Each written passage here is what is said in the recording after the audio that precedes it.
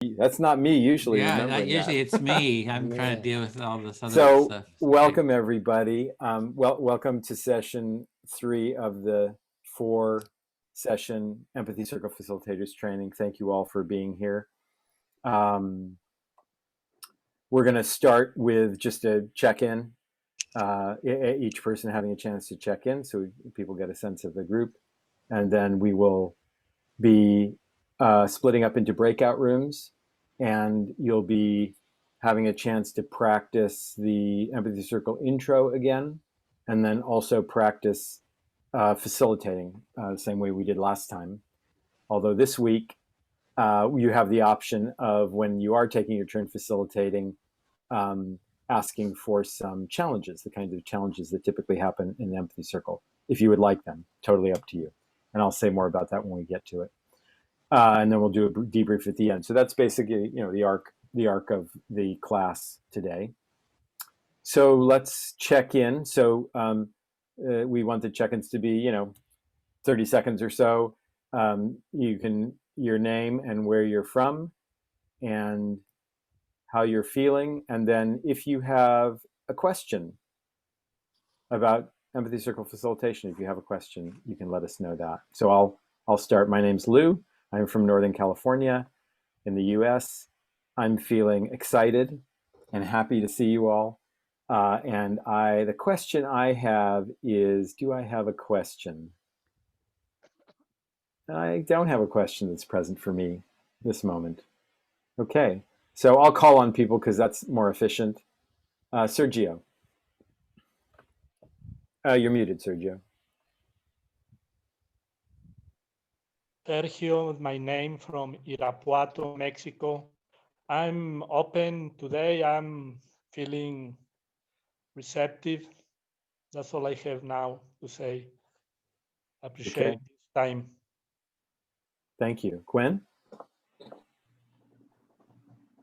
Yeah, so my name is Gwen. I'm currently on the lands known as Mohkinstsis, or more recently Calgary in Canada. I'm feeling a little bit anxious. I've had a busy weekend, and I guess one of the questions, but it's really something I have to learn through experience probably, but just balancing intervening and just letting the circle flow as a facilitator, and because I think a lot of the mistakes, a lot of the challenges I saw are rather minor that I wouldn't necessarily always stop a circle for. So anyway, that's just my kind of question, general wonderment at this point. How to balance flow versus intervening. Yeah, great, thank you. Rita. I'm Rita. I'm from Wurundjeri country in Melbourne, Australia. I wasn't able to stay to the end of the last circle, which was a bit sad because I had some period pain. So sorry, my team, for dropping out, but I'm glad to be back today, feeling well. I'm just excited to be here and to practice, and don't have any specific questions right now. Thank you. Victoria. Hello there, I'm Victoria Merlin here in Seattle, Washington, and I'm just trying to ground myself from running from one meeting to now. A question that I have this question around time, the amount of time. And so those who have been doing the empathy circles, like if you pitch up a tent at an event and people only have 15 minutes of time, they don't have an hour of time. So just time has been going on in my mind. Thank you. Olivia. Hi, everyone. Thanks, Gwen, for the reminder. I am on the unceded territory of the Tsleil-Waututh, Squamish, and Musqueam nations as well. I feel like crazy nervous about this stuff, even though I do, as an HR professional, I do this as a living, but there's just something, I have a nervousness that I always feel like there's this rush to, my minute and a half, I have to figure out exactly what somebody is saying. So I feel a sense of intensity around that. I can't just feel relaxed into the conversation at this point. So I look forward to when I do. So my question, I guess, is I do have a question, and that isn't about that, but my question is about, and I saw a little bit of it in the handout, but how often do people actually pass? Because there's something about a lurker who comes to these kinds of things, and they lurk, but they don't say anything. So how often do you allow those folks into the circle? Okay. Thank you. Thanks. Sue. Hi, I'm Sue from Australia, Sydney, although I'm not in Sydney at the moment, but that's where I'm from. And I was really excited and looking forward to today. I'm just learning so much and absolutely, totally enjoying the experience, and particularly looking forward to today because I wonder how we handle people who disrupt or people who don't want to be there in the circle. And I'm really interested to see how that unfolds. Thank you. Okay. Thank you. Michelle.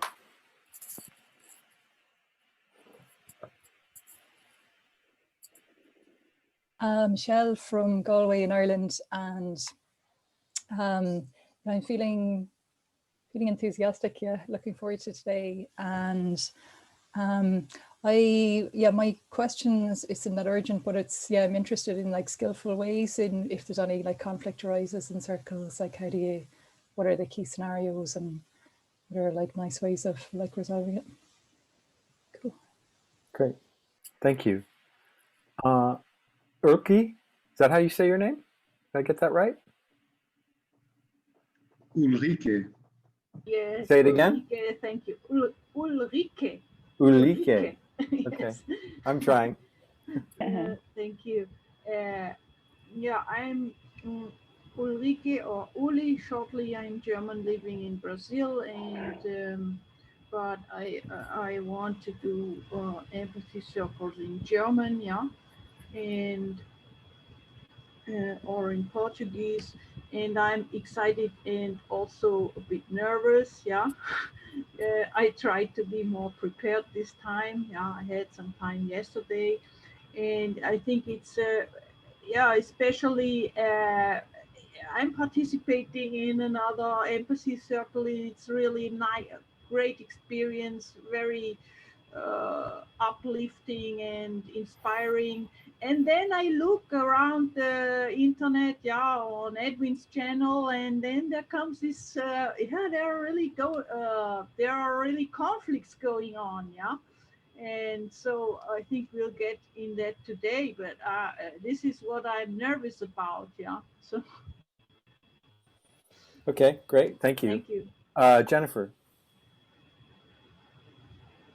Yeah, hi, I am Jennifer from Southern Oregon in the US, and I'm starting to feel like I'm settling in. I think kind of like Victoria, it was one of those days where stuff was just moving very quickly and hectic. So I'm starting to feel myself kind of settle into my bones, which is great. And I think my questions are probably more kind of introspective, will I welcome conflict today, or will I chicken out? To what degree? Will I be better at managing time management while being a listener? Those are some of the things that have been on my mind since last round. So that's pretty much it. Great. Thank you. Diane. Hi, I'm Diane. I'm in Houston, Texas. So I guess some questions I have will be like, when either I as a facilitator or a listener really want to ask questions while someone's speaking because of curiosity, or possibly to help them move into what I perceive as a more constructive direction, but knowing that that's like, no. Okay. And Alexandra. You there, Alexandra? Oh, you are. I'm here. I'm a little rattled because I can't get out of my own way computer-wise, technically. Hi, everyone. I don't even know what's happening. So where are you? Where am I? I am in Boston. Okay. Um, And you said how you're feeling already. Do you have a question about facilitation that is on your mind? yes, but can somebody come back to me for? Sure. I just need a Sure, moment. absolutely. Thank Thanks for struggling your way here. We're glad to have that All we're right. glad that you're here. Dave. Hi, everybody. I'm Dave. I'm in Berkeley, California. I feel pretty good. I had a nice weekend outdoors. My body's a little tired, but it was nice to get away from it all. And so, yeah, happy to be here. Looking forward to our circles. Great. Bill. I'm Bill in the San Francisco Bay Area, also Loney land, among others. And I'm really happy to be here. I'm actually stressed out. There's smoke coming back out. Politics is in the toilet, and this makes sense. So thank you. Thanks, Bill. Edwin. Edwin, San Francisco Bay Area, and El Cerrito. I feel grateful to Bill, Lou, Dave for kind of hosting this. It's like it's not all on me, so I feel like super grateful. I only have a little role to play, and so it just feels like thank you. Okay, great, thanks. Alexandra, is there any more you want to say? Yes. I guess with facilitating, is it something that is done to co-facilitate? I mean, is that a frequently done scenario? Because I'm feeling sort of like I'd like to, have training wheels the first few times out. Yeah, great. Thank you. Yes, wonderful questions, everyone, and hopefully you'll get them answered in the practice that we do today. Just to answer your question, Andrea, yes, co-facilitation is something we recommend, and particularly if it's a difficult circle, if you expect a lot of conflict, then yes, having another facilitator there is great, because any one person can lose their balance, lose their emotional balance, their center. And so it's always great to have another person there who can help. All right. So again, what we're going to do today is, more experiential. So learning by doing. So we're going to break up into groups again, breakout rooms, and Edwin, myself, Bill, and Dave will be, the instructors in the rooms, and you all will practice doing empathy circle introductions. We're going to do that again, and Edwin's going to mix them up so you get a chance to experience different people and different instructors.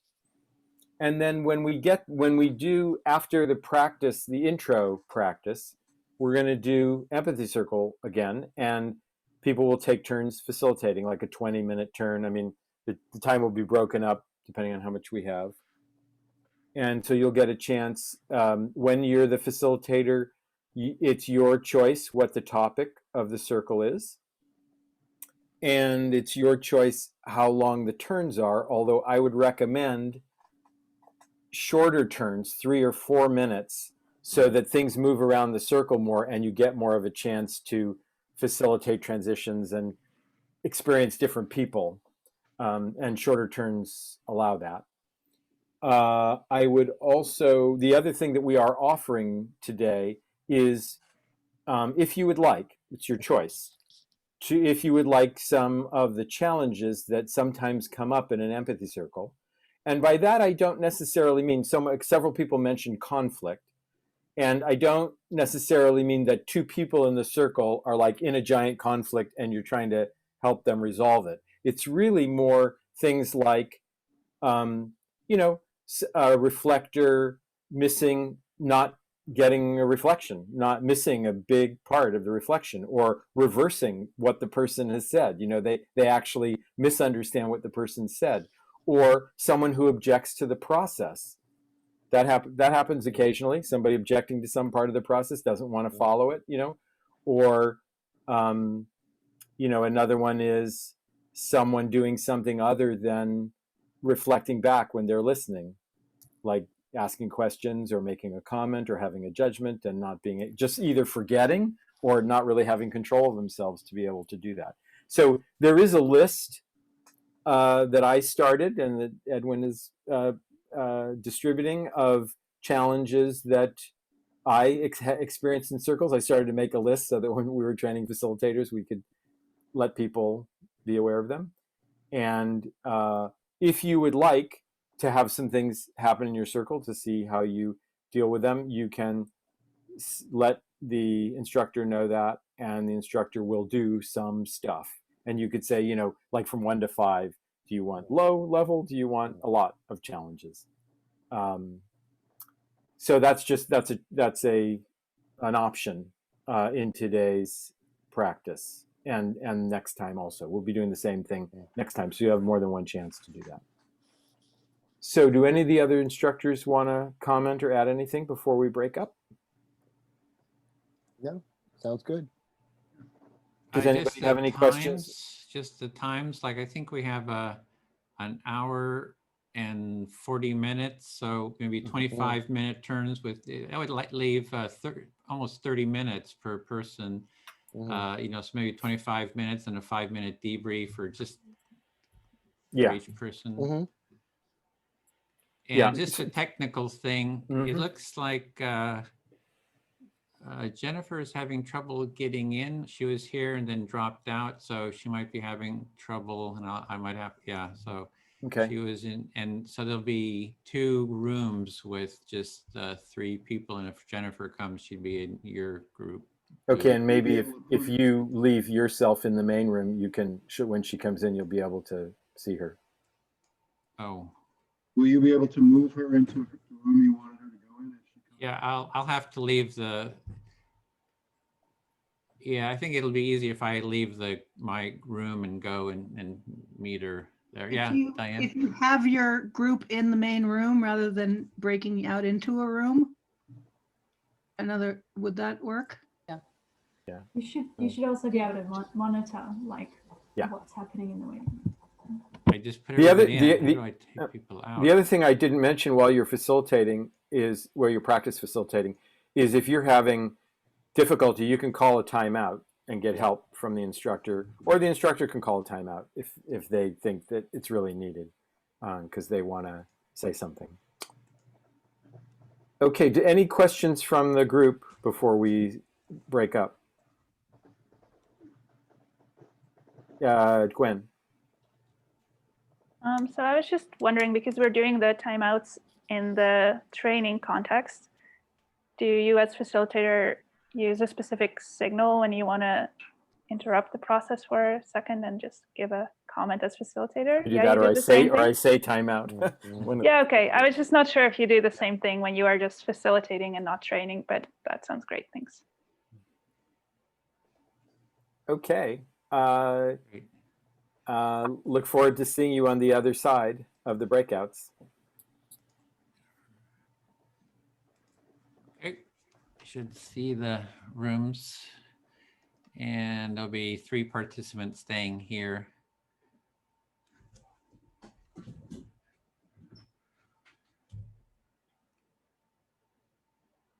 Trying this up. Is there, should not. Yeah, there we go. Should be just 4 of us. Okay, great. Welcome. Trying this new strategy. We're just staying in this room, the other breakout rooms. I'm concerned, looks like Jennifer was having problems, dropping out, coming back in. So she may, if he drops out, she'll pop in here, and then I'll have to send her over to her room number 2. So, okay. So what we're doing is, let me get the time up. The stopwatch. Are we 3 including me? Yes. Okay. Yeah. Sorry. Yes. So we just got to deal with the technical stopwatch. And shoot. My computer's been running a little slow. Are you there, Sergio? Okay, yeah, okay, just sorry. Okay, so what we're gonna do is we'll each have 30 minutes to hold an empathy circle. You start with the presentation of how to, and then, you know, where your circle, and then you give the topic. You can set the time. I would say, you know, 4 minutes. It's up to you. And then you can say you can dial up the challenge level. So 1 to, you know, 5. You know, 1 is, you know, fairly modest, and then myself or the others can add little, you know, little challenges. And if you don't want any challenges, that's fine as well. So I think we're ready to start. Who would like to begin? And as a facilitator, again, you're keeping time. So it's good to have your time, you know, card up, however you're going to be and how you're going to keep time. You know, if you have your time sign. And I'll keep time for the 25 minutes here for your overall time. Then I'll kind of give you a notice, and then we'll have like a 5-minute debrief on how that went for you. So I think we're ready to start. Whoever feels motivated to start, you can begin. Or is there any questions? I'll Okay. jump in. Great. I'm trying to think of a question though. My other option is I can also ask the group, can I not? First, you There's can something say, they would you like can, to? oh, yeah, organize it however you want. Do you have and do you want any challenge? You know? Oh, no, No actually. challenge, okay, very good. I feel challenged just doing the basics. Okay, sure, Sorry. yeah, that's good. Yeah, I don't feel like I'm quite up to that at this point in time. Yeah, you're the facilitator. Do it however you wish. Okay, thank you. Thank you. So welcome everyone to Empathy Circles, and really glad that you have taken the time and the energy to be here today to talk about important matters to each of us. I just want to walk you through a couple of the we'll call them, they're not really, they're more like guidelines that we can follow as we come together for this next 30 minutes. And as part of that, I just will kind of walk you through a little bit of some of the expectations, because then it'll be a little easier for you to relax into the process as well. So the circle will take about 25 to 30 minutes. And what we'll do is move around the circle. One of us will be the speaker. One of us will be the reflector, or somebody who's an active listener. And somebody will be the silent listener who is more of the observer. So just to give you an idea of what each of those roles are so that you feel comfortable with them. If you are in the role of speaker, which I will begin that, and I will kind of model it for you so you can see how it goes. But the idea of the speaker is that if you have a topic that you want to put on the table, so that there's something you want to be heard that's going on for you. And when you can speak to it, and it asks you to about every minute and a half, just pause so that whoever is being the active listener can repeat back and reflect back what they are hearing from you. So if you go too long, sometimes it's a little more difficult for them. So, in kindness to them, try to stay to about a minute and a half before you continue on. And when you're done talking and you feel like you're complete, then you can say that I'm complete, and so the other person then knows what their next role will be. If you're the listener of the speaker, your job is to reflect back, and you can take whatever that person said and you can reflect it back in your own words, and what you're looking for is the essence of what they have to say. And then I would also suggest that you will want to refrain from asking any questions with this person. The idea is to listen and let them be heard. So no questions, no psychoanalyzing, no judging or advising or expressing any type of sympathy towards whatever that topic is that they're going through. You want them to really stay in the moment. And as the active listener, then you want to just make sure that that person feels comfortable in your presence with your body language and your facial expressions as well. And for those, when you take on the silent listener or the passive listener, your role is to be present, to not say anything, but really hold the space. Please don't look at your technology or look away. Stay present in the circle so that everyone feels really valued, respected, and heard in that process. So I think that's kind of some of our guidelines that we follow in the circle, and then we, just kind of bring yourself to the circle, your authentic self, in that process. So is everyone ready to begin? Okay, wonderful. So I will just model the first part of this, and as we go along with it, and so Rita, would you like to hear me? I do have a question. How long are the turns, and is there any topic, or is it just whatever is alive for us? Well, that's a really good question, Edwin. Yes, we're going to probably take about 5 minutes each in that time. And so if you're pausing about every minute and a half, just kind of think around 5 minutes, and I will watch the time, and I'll let you know when you have, when you can just wrap up. But wrap up casually. Don't feel like you have to cut yourself off right away.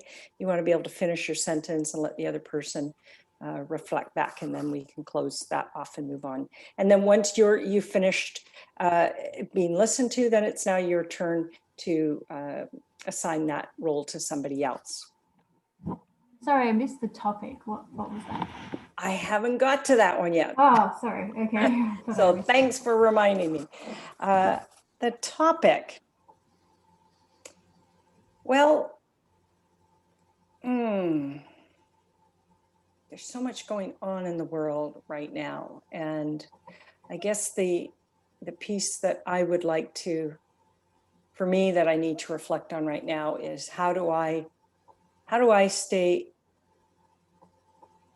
in a place of love and compassion in a time when it can be very difficult to express some of that.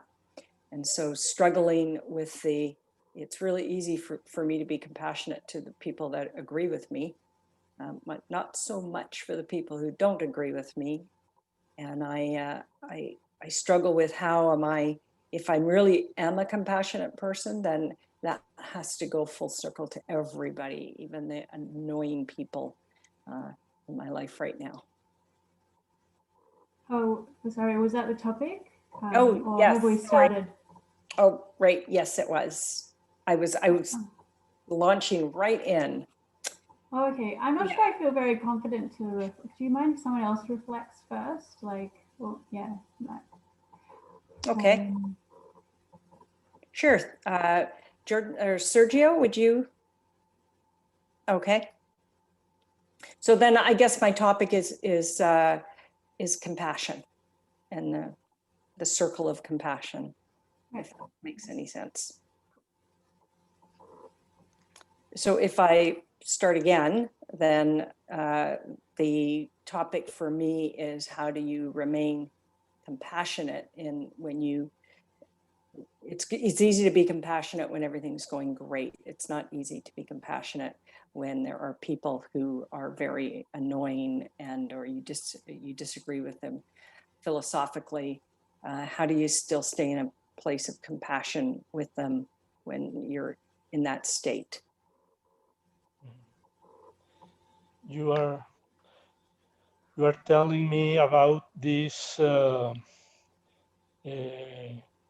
reflection that you want to share about how to stay compassionate when there is turmoil around you, and this is a theme that you want to put on the table.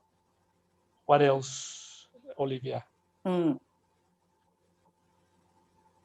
I'm listening to you, or you're listening? Yeah. Okay. Mm-hmm. Well, I guess I'm just thinking about that. I'm thinking about an experience that I had recently where somebody who I politically disagree with on their philosophy, and it became, there were multiple facilitators, and somebody expressed that they felt very uncomfortable within the group because of their political beliefs, because all of us were one political belief and this person was sort of standalone. And it was I had to really analyze myself around my own judgments towards her beliefs. And I had to analyze my own self in that, because I was judging her philosophies, that somehow how could she possibly have those philosophies? And knowing that I knew her, I was really surprised that she was so conservative in her views. Okay. You share with us being in a group where almost everybody shared the same position, but there is one that expresses a different opinion regarding one character in politics, and you find yourself judging and being aware of that feeling of being uncomfortable. And that's a question rises in you. What do I do in that cases? That person, it was okay, but when she spoke up her position, I found it at odds with her, and that keeps you from understanding or from getting closer, something like that. Did I get you right? It keeps me, that judgment has kept me from being compassionate for her perspective. And I guess I'm having a hard time expressing it, so my apologies for that. Because I'm facilitating with that person a business course, and she has a very different philosophy politically, it really surprises me, and I find it very hard to feel comfortable that she is actually able to to speak to the material that we're talking about when her views are so contrary to the material that is being taught. It feels like she is not in integrity with the material that is being taught. And I'm not sure how to reconcile with myself around that, my lack of compassion for this individual, because I don't believe you can be judgmental and compassionate at the same time. Yeah, I can imagine your challenge when you are not just a member, you are facilitating, and that person raises issues that contrast very much with the teaching that you are trying to convey, and you find in a difficult situation. Did I hear you okay? Was it precise, accurate? Mm-hmm. Mm-hmm. So now I'm just not sure I don't know what step to take short of other than I've asked to have a conversation with her. And because I want to actually, the only thing I can think of is that I need to apologize for my judgments and ask her, I need to just ask her and have a dialogue with her around how does she reconcile what's being taught with some of her philosophies, her political places. And I need to feel comfortable about that if I'm going to co-facilitate. Because integrity is a big piece for me, so I need to have integrity with her. Okay. It's like finding the need to apologize. You don't like very much to finding that reaction, but you need to be coherent and talk about that with her. And it's like important for you to make a dialogue with her and to open up what is happening in you when you see those discrepancies. And if I, yeah. Mm-hmm. Okay. Thank you. I think I'm complete. Okay. Well,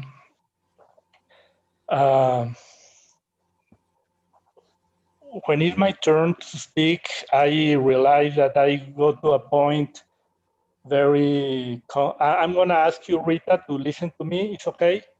Oh yeah, that'd be great. Yeah, sure. Okay, are you ready now? Yeah, Okay, I'm ready. let's try. Yeah, it's like being in, this is the image of being in a group and people are taking their turn to speak and my turn is approaching, and every time is closer, I feel that I have to say something interesting. And then I come down to a place where I tell myself, just talk about whatever is alive. And the less I worry about the future intervention and just let myself to be aware, it helps me. I think it helps me.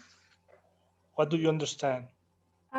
Right. So when you're listening to someone else and it's kind of like getting to your turn, you find that yeah, you maybe find yourself getting distracted, that you want to start thinking about what's going on for you, or what you're going to say, and then and then you kind of just decide to come back to yourself and be in the present moment. And then I got in touch with this very common experience of opening up and feeling closer. It's like reaching a memory somewhere in my brain that gives me confidence that that's all I need to do, and it helps. And in this moment, I recognize being kind of distracted. One part of me is sharing my experience with you, and the other is keeping the time. So it's too much for me, but I got the feeling that I advance as I start talking, and being listened. Something relaxed, and I get to a point where whatever I speak is okay. Yeah. Okay. So sometimes when you're juggling a few things, like you feel distracted, but when you're able to focus in these conversations, you feel very connected. Yeah.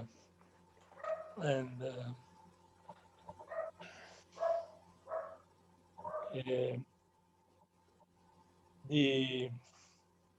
I think this theme of looking for compassion, it's important to me in my quest to facilitate. I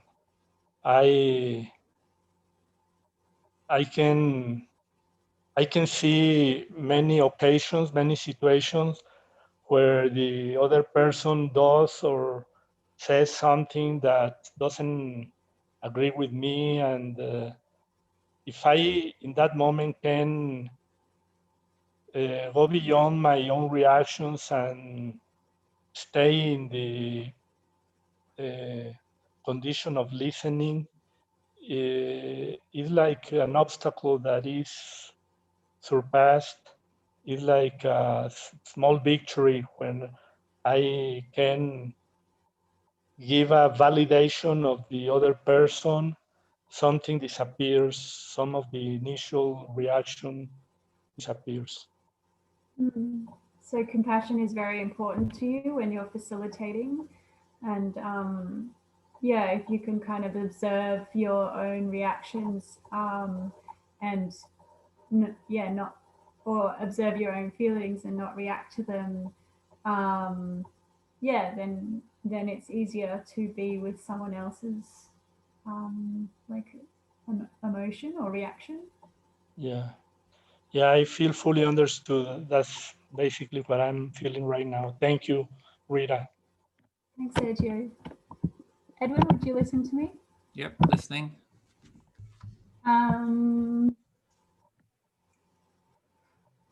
So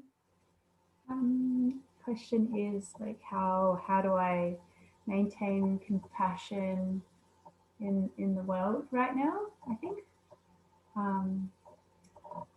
Yeah, so I guess it's kind of a big question. I feel like I have lots of strategies. I don't know how well they all work. I feel like I'm not really aiming for like a flat line or a plateau or anything, you know, of like ultimate Buddhist like saint compassion or anything. I'm kind of like letting myself like oscillate, and that sort of feels, yeah, sort of better. Yeah, so it's a really big question. You know, how do you sort of maintain a sense of compassion? And so you're sort of giving yourself space to oscillate, and that feels better just to kind of give yourself maybe that space to shift. Yeah. Yeah. Yeah, I feel that like I'm really like I've had the good experience of like what it is to like shift my state of energy, and so like doing things like meditation and yoga and like somatic exercises, and you know, whether it's like running or swimming, just like dancing, you know, like really letting my body process and express things has been really helpful to come back to a centered state. Yeah, so just doing these different practices that let you shift, so your bodily feelings of yoga and dance, that's kind of been, sounds like it's been just really helpful for you to kind of be able to, you know, come back to yourself and to. Yeah, and I guess like it's often a journey in like, for me, in self-compassion as well as compassion for other people, because often my inner critic is really loud and I don't even notice that I'm being hard on myself because it's so in my blind spot almost. And yeah, so yeah, I guess I like having tools because I feel like I'm a tool and a game collector, and I love being able to like pass that kind of stuff on to other people as well. But I'm still only like just, you know, like practicing to try and master it myself. And I feel like I'm not always hugely qualified to like pass it on. Yeah, so you're gathering, sound like different ideas, different strategies, different practices, and you know, you're kind of just getting started with this and don't feel like you're necessarily always qualified to sort of, you know, give, you know, these resources to others. And then there was another part I was hearing about self-compassion, that you just try to have compassion for yourself, maybe not be judgmental, self-judgmental. Yeah, I mean, I feel like I've been actively learning this stuff now for like 5 to 8 years, so it doesn't always feel like I just got started. But yeah, something inside me often tells me that I'm still not good enough to teach or mastered enough to teach, you know, but I don't know when, if ever. I think I just have to decide that there's like a moment, you know, that like I know what I know, and there's lots that I don't know, and yeah, and just practicing that, or like the different tools and yeah, processes in the moments with like my housemates, and like really bringing it into my everyday life, so that when yeah, when different challenges come up, then yeah, yeah, I'm just kind of always like practicing to come back to my center and speak and live from my heart and things like that.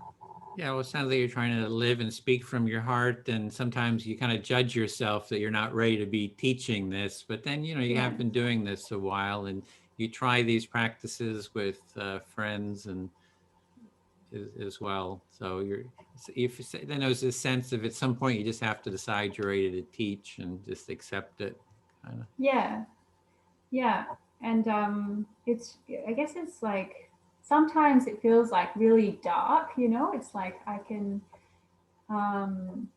just sometimes I notice my mind thinking that it's like something feels totally like impossible to move through or shift through or connect with another person. Like my mind is really like fatalistic about it. And so but other times since I've had that experience that I know that I can also feel really empowered. I don't give as much weight to those times when it's like, you know, when it feels darker. Yeah, so sometimes you can go into these dark places, but you know that you've had other feelings. So you just kind of know that those other ways of feeling are there, so you don't get too stuck, I'm hearing, in those dark places. And I think that was the time too. Olivia was Sorry, I didn't see that. Yeah. Okay, no worries. Thanks, Okay, Edwin. cool. And I'll speak to Olivia. So talking about compassion, I got some frustration with the compassion community. Because the compassion community can be very critical of empathy. You know, you have books like Against Empathy, you know, we need rational compassion, you know, so there's a lot of articles and, you know, stuff like that from the compassion community. It kind of gets on my nerves. Well, I'm hearing that there's definitely a layer of frustration there from this larger group of compassion folks who are maybe looking for, or they, you know, you're reading about it in books, but they may not see empathy in the same light as compassion. Yeah, and that again comes into definitions, these terms. I don't really know what people are talking about when they're saying empathy or compassion, because it's like, can be very subtle, you know, sort of feeling. I froze. Sorry there you are. About that. My Zoom totally crashed. So, and I was just getting warmed up. You were. I want to get this rant out about the compassion community. You want to reflect that back? It sounds like there is a rant inside of you just waiting to come out. Yeah. And it has a lot to do with definitions, because these, you know, it's really hard to know what we're talking about when we talk about, you know, empathy and compassion. And we can sort of be talking about the same thing or, you know, past each other. So it really takes a longer conversation to go into it. Yeah. Yes. I hear you saying that that there can be some confusion between empathy and compassion, but between those, they almost seem like different camps that need to come to some kind of togetherness on that. You're not sensing that? Yeah. And with the empathy community, I see what we're doing here is sort of the foundational practice. It's relational. It's like a dialogic. And I see what we're doing is sort of the core practice of the empathy movement. And I see typically it's meditation, which is a self-oriented practice, is the core of the compassion community. And they're very different. It's a different focus, you know, so the compassion community is more like, oh, I'm going to connect to myself. I'm going to reach this love for the whole humanity. But it lacks this empathic dialogic component to it. So, yeah. What I'm hearing is that that there's these two different sides. One is the practical side of empathy as a core practice, and then compassion being more self-compassion. towards oneself through maybe meditation. Yeah, so it's maybe not even self-compassion. It's just like you're going to just sit on your own, meditate, disconnect from the world, and go into your felt experiences, kind of as a sort of a core practice. And that doesn't teach you how to do this empathic relating. And I just see that with a problem with the compassion community. I've seen people who are doing compassion training, and then they go out and try to go into the slums or whatever, the ghettos, into really difficult things, and it all just blows up. Whereas with the empathy, we go in and we go into the middle of the left-right dialogues. We offer listening to both sides, and we try to bring them into this dialogue. And so they're different approaches, and I think empathy is better. Well, I hear that empathy may be the stronger, or that it's the one that you're most passionate about. Yeah. Compassion is that they may have the practices, but they on the ground going, practicing for self and then going into a difficult situation, they may not have the skill set to do that, where empathy has some very basic skills that you can use for both parties. Yeah, exactly. Results. And it's a big discussion, that we can't in 5 minutes, just like barely touching on it. So I'd love to have this discussion more with you, about this. I know you're with the Charter for Compassion, and would love to kind of go into the nuances, and just in 5 minutes, it's like can barely touch on it. Well, it looks like there's a deeper conversation that needs to be had around the topic between compassion and empathy, and if they are opposing forces or maybe not. Yeah, and I feel fully heard, and so let's just give it about 5 minutes to debrief. How was that? Just facilitating that. How did you feel? Maybe we can give some sort of feedback on that. Do you want to just start, and just maybe you could facilitate it, ask everyone, how they were with any feedback? So Rita, any feedback that you have on that round? Well, I'm actually just wondering how it was for you first, and then, unless you wanted to hear feedback from us first. Either way, it could be fine with me. It always, honestly, it always feels very stulted for me in the stopping every minute and a half around that time to just repeat back what the person has just said. I just feel like it's the person gets about 2 minutes of speaking in about 5 minutes. And so I struggle deeply with the flow, because it's just stop, start. And that, then I find myself re-listening to myself being repeated back, and then I forget where I even want to go with my own thought at that point. It doesn't feel comfortable for me yet. So that's where I'm coming from. Rita? Well, I'm still wondering what the facilitation part was, but I hear, that you're still sinking into the process. I would have really liked you as the facilitator to be the first listener, so that you would have modeled for us, because I was sort of being cheeky when I said that I didn't feel like being the first listener. So I think usually that's it. And it was interesting to do it the other way, because for me, it really showed an energy difference. Like when I facilitate, it's like I'm hosting this circle, I'm a host, and it's like so kind for me to, as a facilitator, to be the first one who models the listening, and also to listen to one of the other participants first, because if everybody in the circle doesn't know how to listen, that's kind of the nuanced skill. And so when you went as a speaker first, two things happened. Like one, energetically, I would, if I wasn't skilled at this, a part of me was like, well, why do I have to kind of like listen to your rant first? Just as like a judgmental thought that could occur. And not that I mean any of that, by the way. I know you're just learning. Yeah, and the nuance is like it's really useful for participants to kind of be like, oh, okay, this is how you're modeling.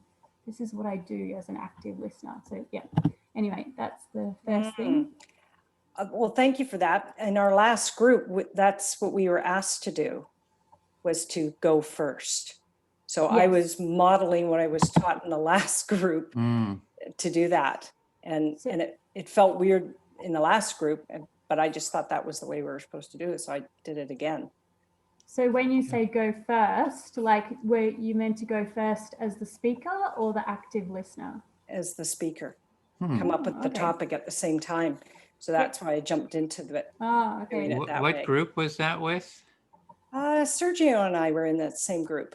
But who was the facilitator? Who was the facilitator? Bill. Bill?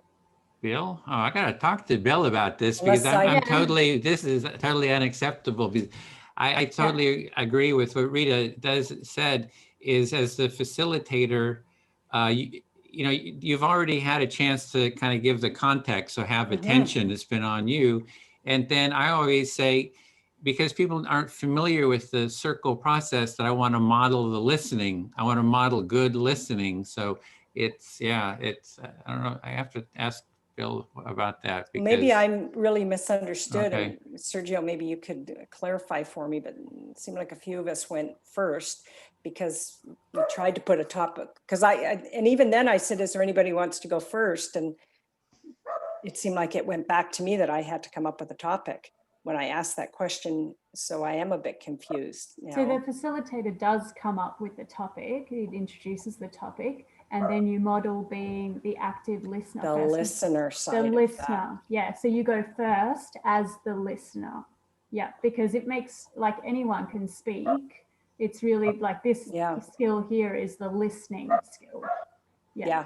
Oh, I don't know if it was different, Sergio. Yeah. Well, on my own memory, I remember being the other way around. The facilitator started listening. But in fact, I like when you didn't model the listening, you modeled the speaking. And I did like it too, because it helped me to get in touch with myself. That was my understanding.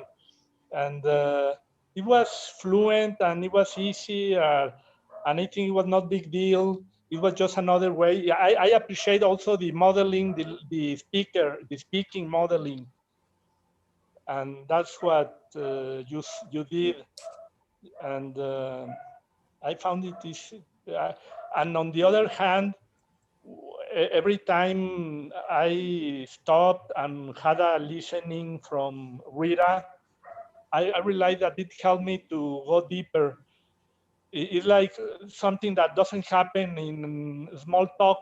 You speak and the other person is quiet or speak about other things. And I think that just facilitates me to go on. I could have gone on longer, but well, this was the guidelines to have just 5 minutes.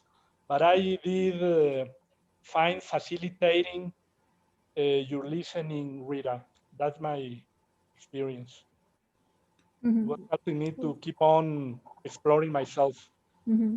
Well, I will add that if in the circle people weren't familiar with the process, and then you speak as a facilitator to someone, it's very likely that they would mess up.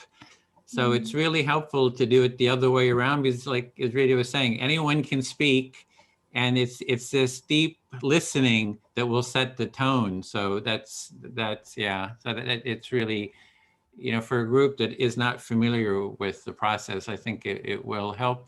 The other was in terms of timekeeping. You put up the hand. You didn't say what it would mean. Sometimes a sign that's really obvious.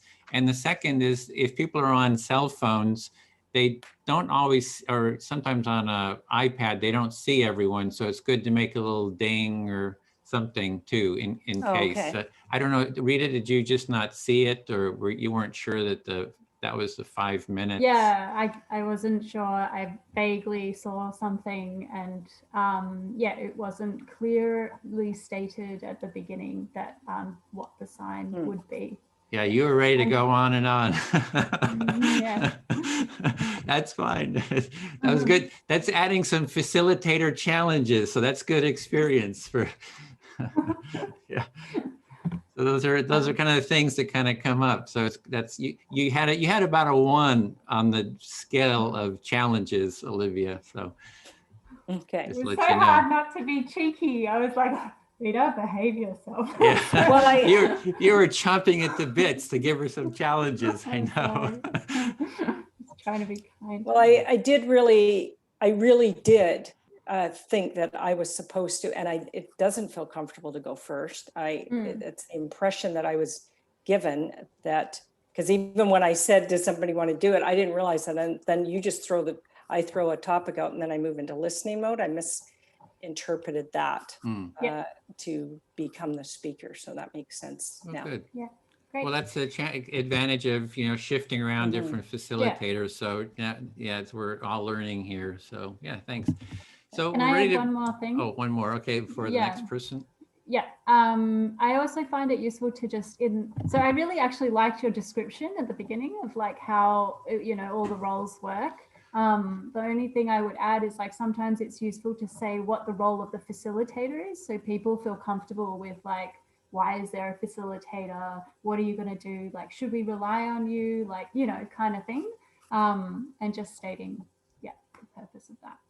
Okay. And maybe 4-minute turns, just since we're a small group here. I mean, short amount of time. So, and speaking of modeling it, do you want to go next, Rita? I do, but I'm just going to grab my sign. Give me a second. It's just in the other room. Cool. Yeah, I have my little sign packet handy. So got like a 5-minute sign.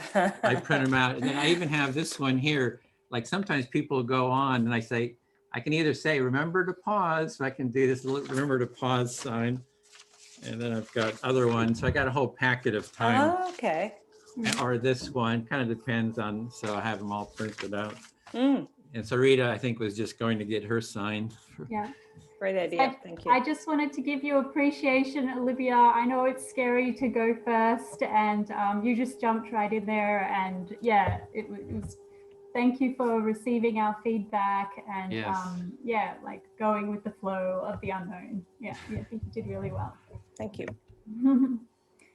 Okay, so yeah, welcome to this Empathy Circle. I'm so glad you're all here. Yeah, we're going to do a little bit of a deep listening practice, which is kind of a little bit different to the way you might be used to doing general conversations. Yeah, so I'll kind of describe how it will work. So there's 4 roles. There's the speaker, the active listener, the silent listener, and the facilitator. So I'm the facilitator. I'll describe that role last. So, and we'll all take turns at being any of the 3 roles one at a time. So first of all, the speaker will be invited to speak on a topic for 5 minutes. We'll do 4 minutes actually. And yeah, when you're the speaker, you're just invited to speak about whatever is alive in you, or about the specific topic, or if it feels not relevant, just speak to what's there for you right now.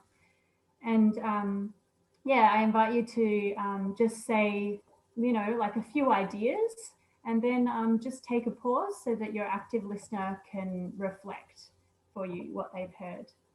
When I'm in the role of the active listener, or when you're in the role of the active listener, then you're just invited to reflect or paraphrase and summarize exactly what you've heard the speaker say, without adding anything of your own, like any judgments or extra words or approval or disapproval. Just completely try and leave yourself out of it, and because the idea is to be here for the speaker and just to paraphrase and reflect what they've said.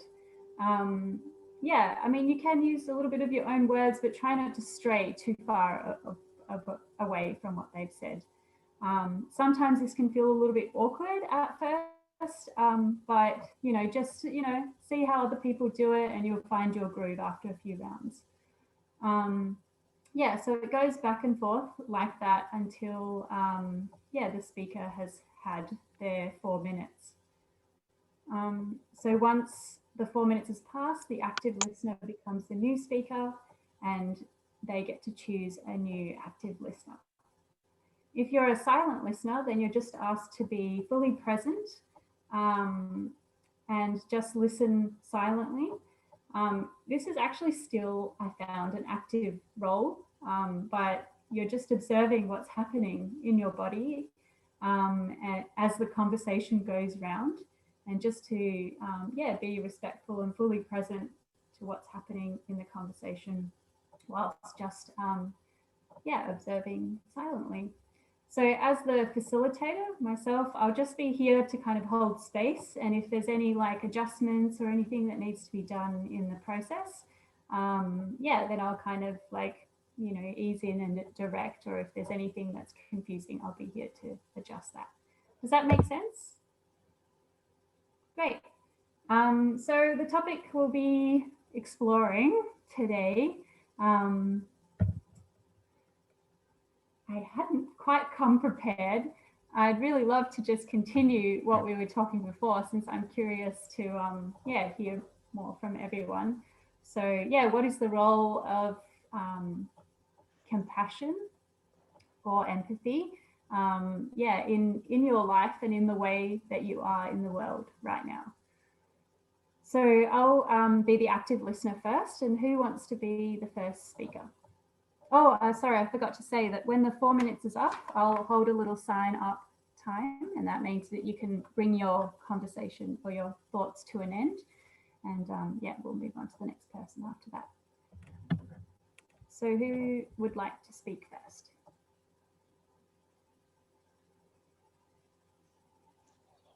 Quick question, do you want any challenges? Oh yeah, it can be like a 3, I think. Ooh. Is that high? You're gonna be really cheeky. Okay. But yeah, you can sort of ease off and come in and see how you go. Yeah, that's fine. Sergio, would you like to speak first? Yes. Okay, I'll listen to you. We were talking about compassion and empathy, and I refer to a book that Edwin has mentioned, about a book that criticizes against empathy, and I think an important point has to do with the fact that people from the same tribe have a tendency to be empathic with the same tribe and not be empathic with the other. But deep down, that's exactly the reason why empathy is powerful, because when I can enter into your world, hear your experience, and imagine your way of viewing the world, you become from my tribe, even though you are from Australia or from Ireland or from South Africa. So I think the same argument is valuable to say the way out for humanity is this road to become the same tribe, and something that bonds me with you and with somebody else is the shared experience. So you are no longer a stranger once you have shared your experience. And I'm more appreciative of experiencing more than thoughts. Can I repeat that for you? Yeah. Okay. So you were reading a book about empathy or compassion that reminded you of what Edwin was talking about. And you remember that when people are of the same tribe, it's easier to have empathy for each other. But when someone is from a different tribe, sometimes that doesn't happen. But with this skill, we become all of the same tribe, and we become closer together. Yeah, that's why I deeply appreciate these kinds of spaces where we meet with people from other tribes and get this bonding, this understanding. And I think this is a road for a peaceful world. I totally agree with you, Sergio. I think this is really what can bring us together. Oh, I hang think on a you're sec. like, Yes, Edwin. you are right. yeah, Sorry. goats. Sorry. Yeah, what? Could you just pause? Let's do you mind just holding your thought for the moment, Edwin? When Yeah. it's your turn to speak, Oh, then okay. you can feel free to share that. But right now, I'll just continue reflecting Oh, for okay, Sergio. sorry. Yeah, no sorry. worries. We're Sorry, just learning. Sergio. But I still agree with you. It's all good. Let's continue. Go ahead, Sergio. Well, that's basically it. That's the reading of that book just reinforced my belief on how important it is to be empathic, not just with people from my own community. It's right in the point where I do dare to look into the other experience, that they become that I become closer to them, and they are not foreigners anymore. Yeah. That's it. So Yeah. for this empathy process, you really feel is so valuable because, yeah, a peace and a connection comes between people from different cultures, and yeah. Did I miss something there?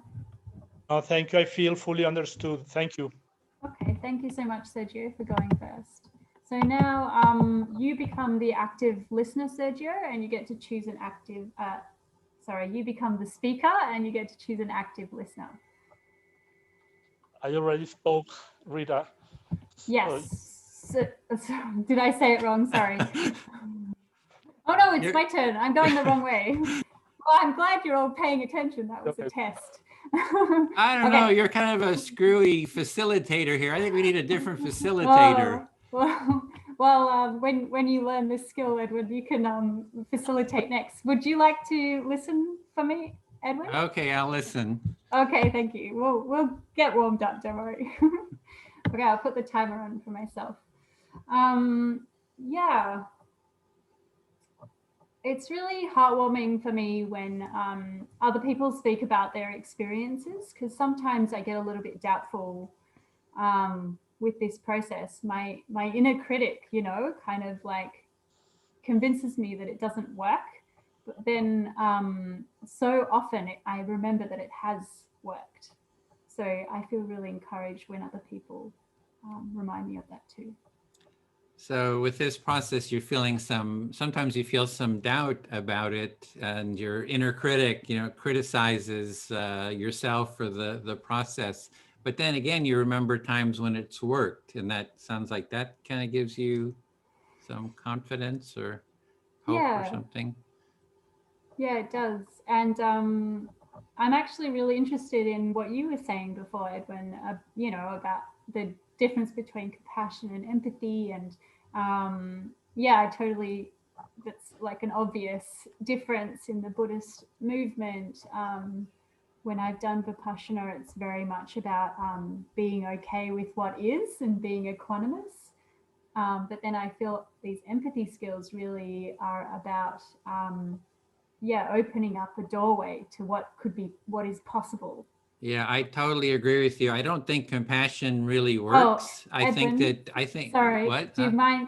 Would you mind? I'd really love to hear your opinion when you're speaking, but for the moment, would you mind just repeating what I said? Oh, okay. What did you say? I forgot something about. That's okay. Yeah, okay. I can repeat it for you. Just that. I really get the difference between compassion for self and that empathy connects us, and that I guess compassion, or like the Buddhist practice maybe, is around being with what is, and empathy for me is about accessing what is possible. Okay, so you're seeing some sharing the differences you see about empathy and compassion. One is there's sort of a compassion for self. The Buddhist is just being present with what is, and empathy is sort of seeing what the possibilities are. You see those as sort of two different aspects. Yeah, exactly. And I get really like annoyed as well as like passionate all at the same time when I remember that, you know, kids at school, you know, we learned maths and science and English and stuff, but often we don't have like empathy or social emotional training. And it's like, it feels almost like a weird skill to practice because it's as if it should be innate. But it is something that is useful to train at. Yeah, so you're saying it's useful to train in these skills in empathy and even in school. Sounds like maybe you would have liked to have seen it there, but it's not. It's just seen as something that's innate, doesn't need training. But you need training in math and all these other skills in school, but not these other skills, which maybe you think it should have been taught. Yeah, that's right. Well, Fine. I feel Okay. heard. Thank you. Okay, then I'll speak to Olivia. Hi, Edwin.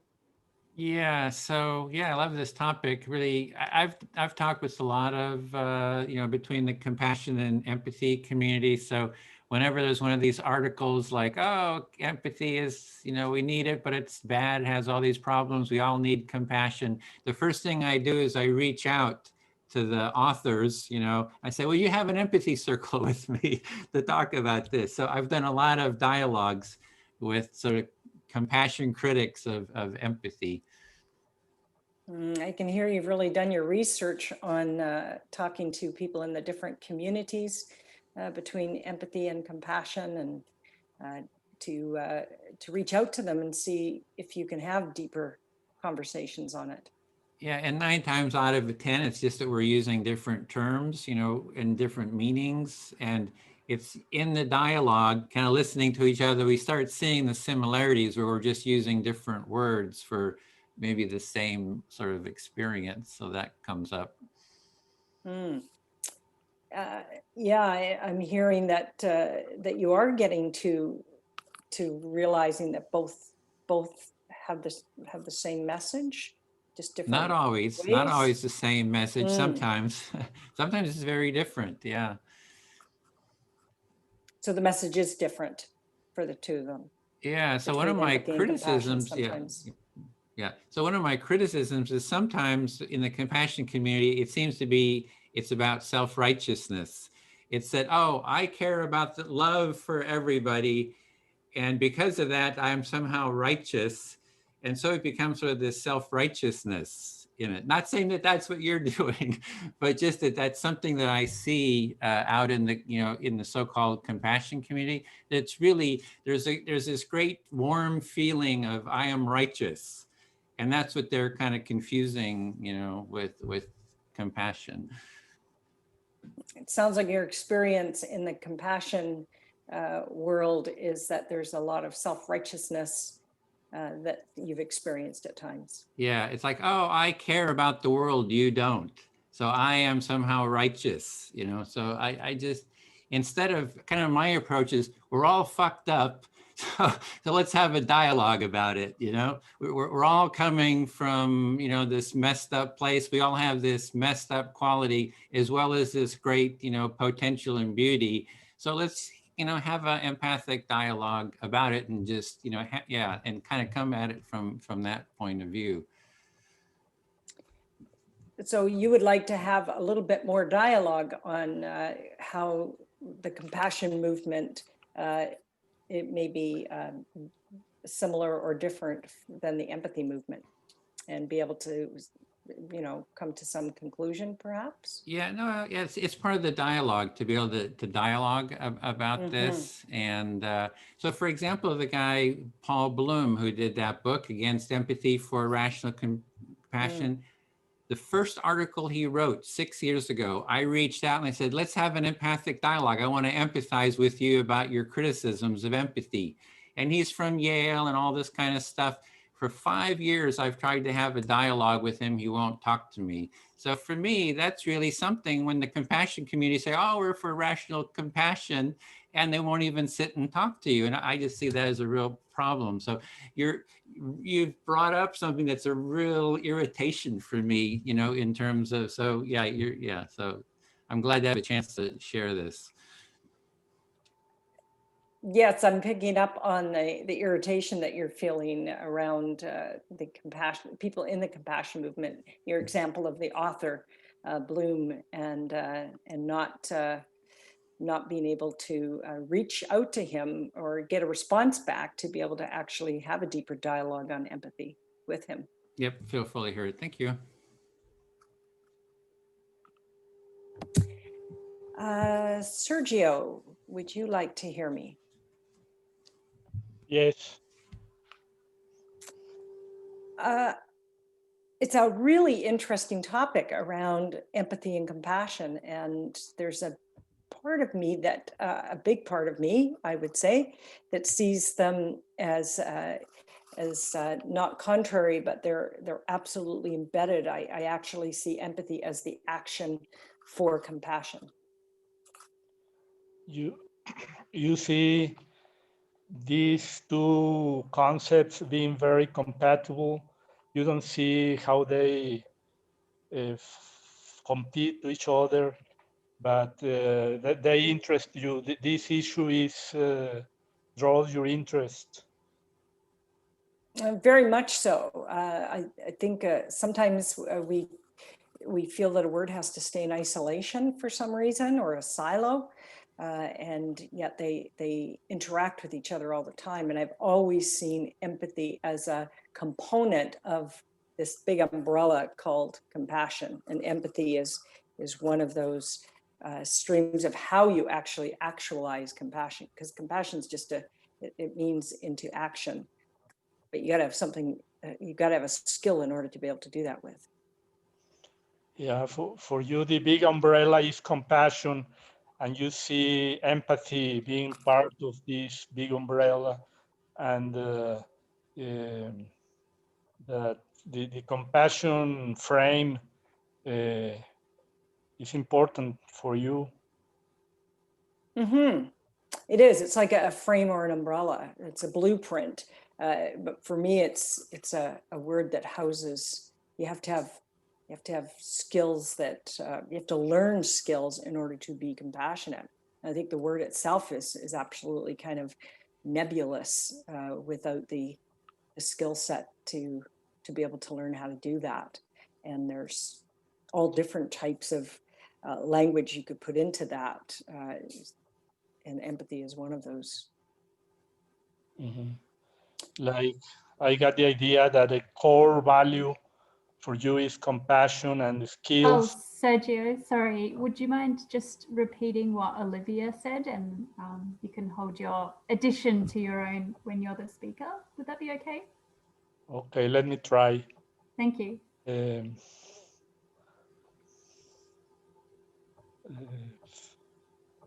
That you say that compassion is important, and the skill that you want to that you consider important within the umbrella of compassion, which needs to be developed, is empathy, like being a subset, kind of. Did I get it? Sort of, yes.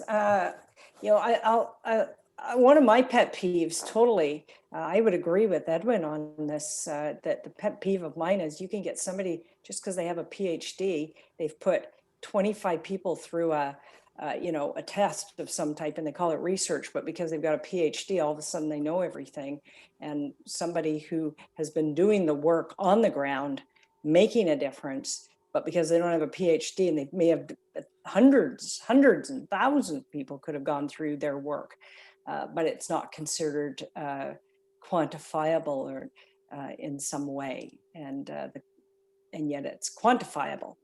And I get very frustrated actually with the compassion movement, because there's so many people that just put a book out and think they know what they're talking about, and they don't.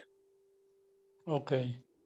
Well, you kind of feel distrustful of these PhD people that, without being grounded in the field, disqualify and you rather prefer these warriors that work on the field and do a lot of touch a lot of lives. I kind of understood that. Did I get you right? Yes, I wouldn't always say that the PhDs are grounded, though. No, they are not grounded. Okay. No. The other way around. Thank you. I feel heard. Thank you. Okay, great. So should we do a debrief? You want to lead us with your debrief, Rita? Yeah. I want to say first, I feel like you could have been a little bit more hardcore. It was mostly just Edwin challenging me. No, but that was great. I enjoyed that cheekiness and challenge. Yeah, I'm a little bit afraid to go to like the next level where people are arguing with each other, but it'll also be fun. Yeah, I thought it went fine. I feel like I still get like a bit nervous and I can feel like a lot of energy in my body. So I sometimes struggle with that, but yeah, I'd like to hear like, how my explanation at the beginning like landed and anything else you all have to say. So Sergio, do you want to go first? Yes, I highlight the intervention you had when you were interrupted. I like it. It was soft and firm at the same time. It was just, you didn't put him off, but you send the message that it's not your turn, Edwin. Wait until it's your time. And I like that warm manner to do it. Thank you. Thanks, Sergio. Olivia, what was it like for you, the circle? It was a good experience. I liked how you started off the process and being able to actually see how each of those roles and how they stood out, and the role of each role, the kind of the job description of each role was really nice and clear. Edwin?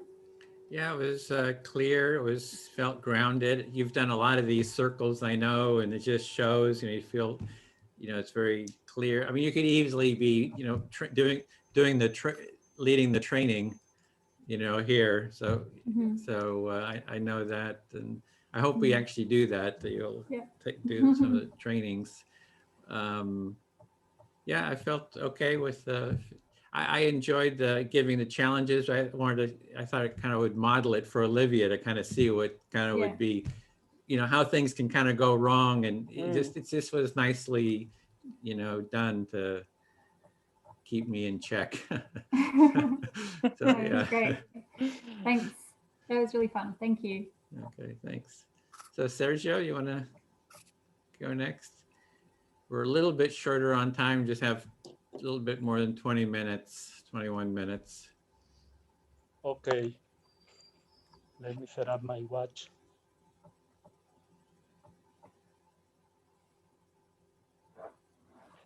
Thank you for being here. We want to start this empathy circle. We'll be learning along the way, but to begin with, a few basic things as guidelines I want to tell you. There are mainly 3 roles that we be considering. The listening and the speaker are interchangeable. Everybody will be a listener and a speaker. I will be the facilitator. I will set up the time. I will remind you of not spending more than 5 minutes speaking. When I am the listener, I will make a few 2 or 3 small acts of listening, reflecting the other experience. So I won't accumulate too much content, and we'll do it in the road, and we'll see. Don't worry very much about how perfect it is. We'll do it. If I need to remind you not to interrupt, I will do it. Listening means just focusing on what the other person is saying. his or her experience without adding, correcting, judging, and interpreting, just as close as the other person is saying the experience. It's okay? Any questions? Okay. Yes, Rita. I don't think we've clarified your level of challenge. Yeah, it's from soft to regular. Don't be so harsh on me because. Okay. Okay. And I will start being the listener so you can see the way it is. And I'd like for you to connect. This time we are going to do it about experiences. You are very much in this experience of facilitating or groups or listener. Think about one experience that you had, feeling successful or feeling a failure, maybe when you your early starts, when you were younger, when you did this the first time a few years ago, or something recent, whatever, experience of failure or success on helping somebody else experiencing or listening as a listener or as a speaker. So it's clear enough? Okay. So take your time, and whoever wants to start, I will listen. Just raise your hand and I will.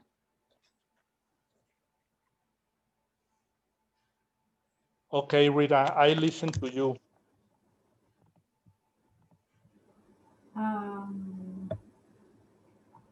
I feel like there are many examples of,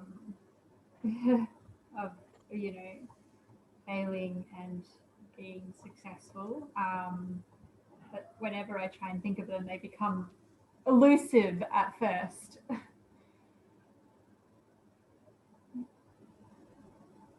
So you do have many examples, but you are trying to pick up one to begin with.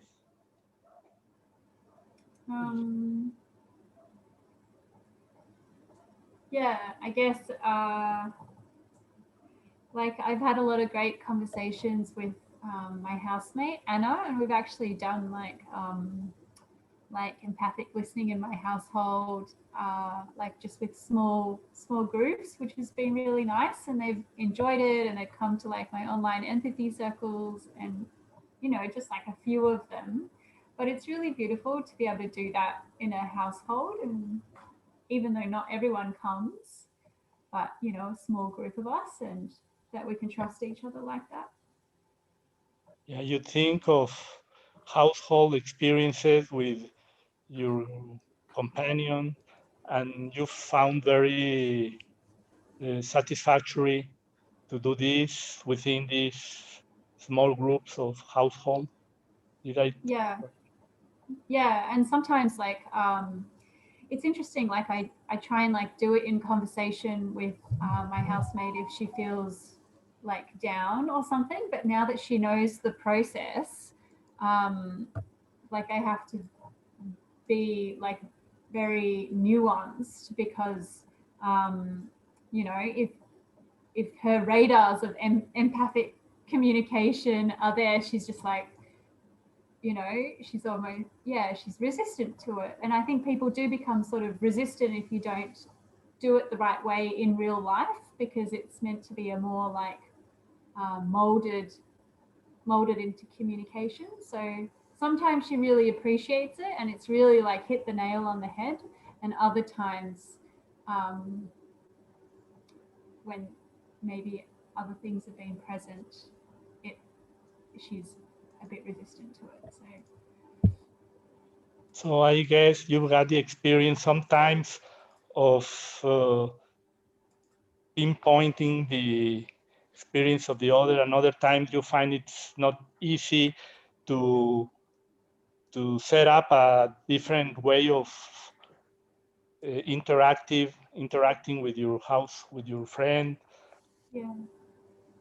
Yeah, and I guess like for me, in my experience, there's like two different ways, like to have like a empathic listening conversation. Like one is like really structured, we set it up, we agree it's going to be like this, and then in real life, when there are no agreements and no boundaries about this way of having conversation, it has to be a lot more nuanced and molded. And yeah, I'm actually really excited about like making this a program, making the empathic listening process a program where it steps you from empathic listening into in real life conversation, because I think people need that. A lot of people need that bridge. Okay. You say you say that you find sometimes at the beginning being more structured, more organized on the stages of being empathic, and gradually becomes more natural, but you see that as a process that is necessary. Is that enough? Do you think I did understood, or do you want to add something else? Oh, I feel heard. I Thank mean, you. Yeah, yeah. thank you. That's good. Okay. Well, I pick up you, Edwin. Listening. Okay.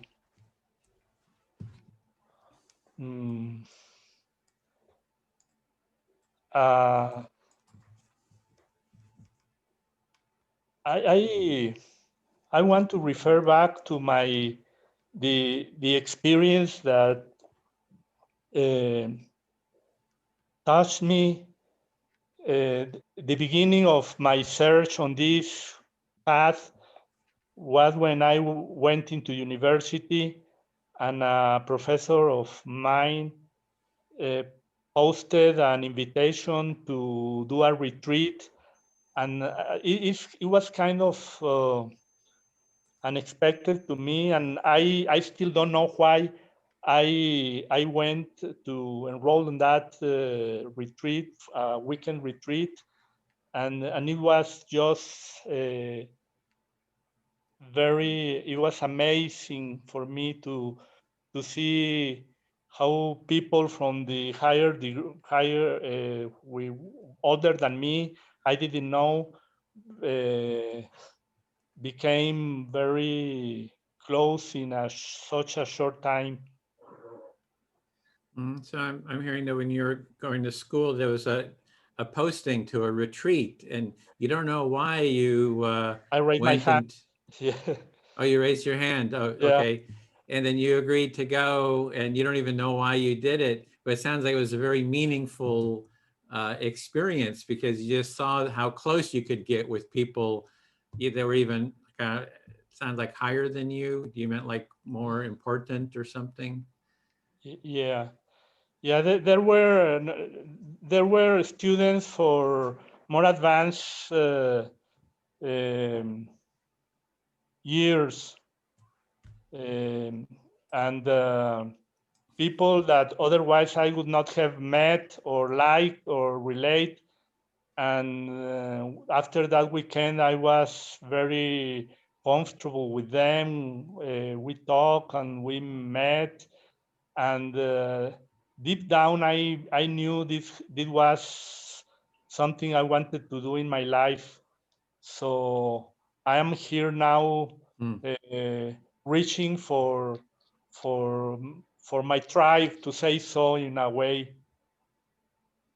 Yeah, so from that experience, it sounded it was very meaningful. You're able to connect with people, and it sounded like it just influenced the whole of your life, that you wanted to be together with people that do that. Like, we're your tribe here, where we try to connect with each other. Yeah. Where was that, Sergio? Could you share a bit about where that was? I was kind of curious about that too. It's exactly what was going on in my mind too. Yeah. Yeah. Where was that, Sergio? Okay, I'm gonna tell you just a little bit, but now, Rita, please let him, Edwin, to finish up listening, and when it's your turn, you can ask questions or share whatever. Oh, okay. No worries. Sorry, but it's okay to ask. It's just the structure that facilitators has to be protected. Well, I think that's basically what I want to share.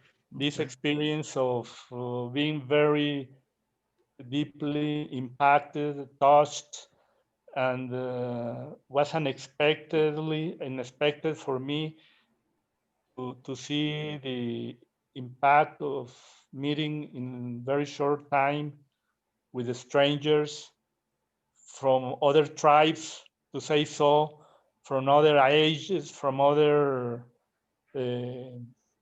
cultural or political stances, and suddenly it didn't matter.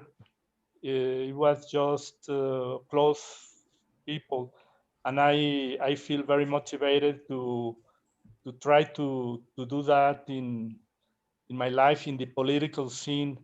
When I see everyone doing these kind of experiments with different people and reaching out, that kind of invites me to do so. Yeah, so this was very meaningful because you're able to bridge all kinds of divides, class divides, tribe divides, age divides. And so it was just very meaningful for you. And that's what you're trying to do. And now you're sort of inspired or whatever by my reaching out into politics. And you'd like to do that as well with the politics, to just create connection. So I think you're saying. Thank you, Edwin. I feel fully understood. Now, if it's okay with you, want to share some of your... Okay. Speak to Olivia then. Yeah, so a real meaningful for me has been in my family. I did some empathy circles in my family, and it was able to bridge some, conflicts. So that was very meaningful for me. Sounds like you've had a meaningful experience with bridging some divides with your family using the empathy model. Yeah, there was a really big conflict between my sister-in-law and my mother that I was able to bridge a divide, which kind of opened the door for other family members to kind of get interested in doing empathy circles. So it's sort of like a gateway. So that was quite, momentous for me. I love that idea that you've opened the gateway to your family to be able to. It sounds like you've given them a skill to be able to find empathy with each other. Yeah, but I realize it takes a lot more ongoing because now two family members are mad at each other, or one, and she won't talk with the other family member. So it's like you gotta. It's not like just one big moment. It's like it's this ongoing, kind of a thing. And I don't have time. We're not nearby, so it takes a lot of. So the challenge is it takes a lot of time to keep this going. It sounds like it's not over yet. Yeah. It's not over yet. You have to exactly. keep this keeping it alive, and keeping empathy alive and moving. It's not always a closed door. Yeah, so it's a challenge. It's a challenge for you. Yes, I feel exactly. fully heard. Yeah, I feel fully heard. You want to share, Olivia? Okay. Rita? Yes. I'm going to just pick up on a word that I keep hearing since we started, and that's the word tribe. And I've always liked the word. And at the same time, I struggle with it because I think it's very easy to get into our tribe being as part of our in-group, and the people in the out-group aren't in the tribe. There's something about the word tribe that you don't like. It's about like being in an in group and an out. There's an in and an out group. I can remember I was doing a living room conversations session, which is it's similar to empathy circles, but it's a little, it's got a little bit different process. But in that process, you know, it really came to light to me how our biases can get in the way of this in and out group, that this tribe becomes so big that we forget about the people who aren't in the tribe, and they get put on the outskirts. Yeah, I've seen that happen too. It's kind of like hard, isn't it? But I think like people who are out on the tribe, you know, it's also like who feel like they're outsiders, you know, they can kind of like say that, oh, I'm not allowed in the tribe, you know. So it's like, who's actually creating that separation? It's kind of hard to tell, you know. Like, is it the people that are in the group, or is it the people that feel like outsiders, or is it both? I think it can be kind of both. What did you hear from her, Olivia, Rita? Will you please That just like focus on what she said? Okay. Can you repeat what you just said? Sorry, I've forgotten now. That the people on the out group and the in group can feel like they're on the people on the outskirts can feel like they're on the out group, doesn't feel like they're part of it. Yeah, the people that are like on the outside can feel like they're not a part of the tribe, because I guess like they're not. There has to be like a boundary, you know, like, yeah.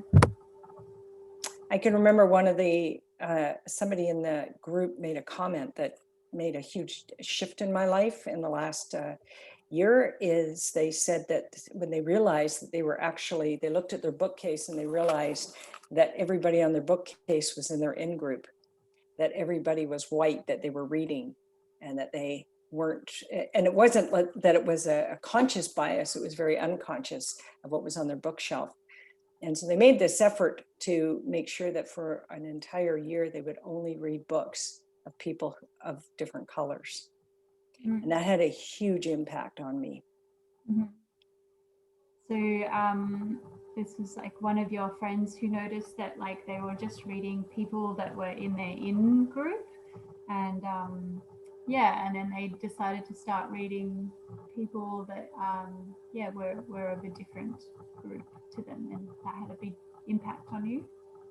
Yes, they weren't a friend of mine at all. This was a living room conversations, is a group of strangers that come together to have conversation.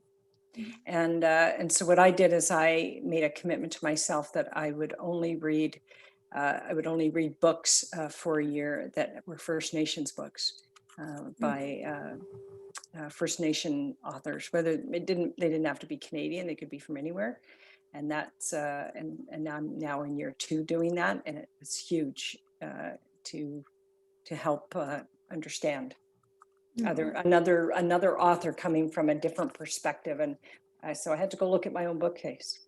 So you corrected me that it was actually just not a friend of yours, it was someone in the living room conversations, and yeah, that you have also been reading Indigenous authors that are not from your country. No, not necessarily my country. Mm-hmm. Okay. Thank you. I feel heard. Do you feel understood? Well, thank you very much. Now, if it's okay with you, can we do a round of debriefing of takeaway? Yeah, you want to lead us in your yeah. Rita, would you want to share some of your perception of how was it this? Yeah, sure. Yeah, I think it went well. There were a few things that I would have commented on earlier as a facilitator, like when Olivia said to Edwin, like, I love it, like she actually approved, you know, that was like a minor thing. You know, they kind of continued, but when I like interjected and just said my opinion without, like I probably would have interjected like at the beginning and not waited until I finished what I thought. And also, Olivia, you also said it's a challenge and it's not something is not over yet. Edwin didn't really say that either. So I would have, you were doing well at giving Sergio some challenges. Olivia, yeah. Olivia, you want to share your debriefing? Are we debriefing you though, correct? Yes. Yeah, Not each other. Yeah. Yes. Or whatever, Okay. yeah, whatever is okay. Whatever you want to share. Oh, okay. I thought you did really good at picking up on the challenges and being comfortable with that when Rita kind of intervened and you popped her back in her place again and then continued on the conversation. Okay, thank you. Something else? No, I Yes, always okay. felt very comfortable in your presence. Thank you, Olivia. You have been. Yeah, I see you seem very grounded. You kind of have sort of radiate a warmth to you, and you know that puts, I think, put me at ease. The one thing I hadn't mentioned before, I mean, in terms of the presentations, is that I try to make sure that before people even come into the circle, that that they've seen this material. I kind of keep bugging them as much as possible to have seen the intro videos, especially the 25-minute, that they've had the you know, a copy of the PDF version. So I try to prepare them as much as possible beforehand. And this is, you know, this is a kind of refresher. And I didn't mention it before, but then I'll ask, you know, did everybody see it? You know, and why didn't you see it? Why didn't you read it? Was it the assignment?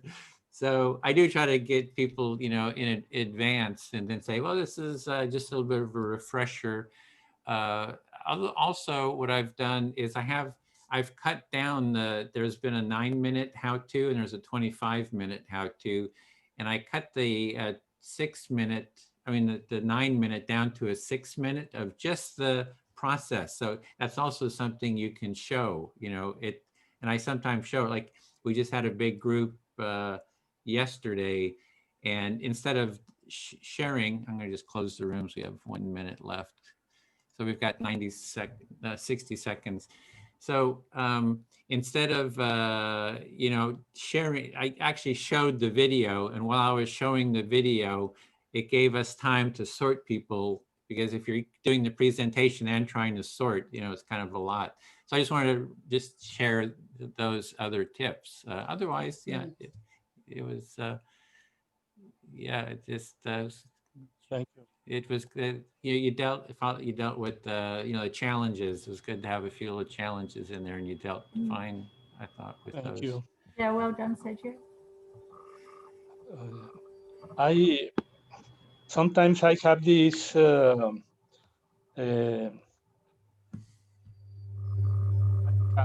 in the road of interrupting some, like when she says, oh, this is great. I don't know if the interruption is more useful or detrimental, and I can talk about that later. It's just a question that arises to me. Okay. But yeah, I like, thank you.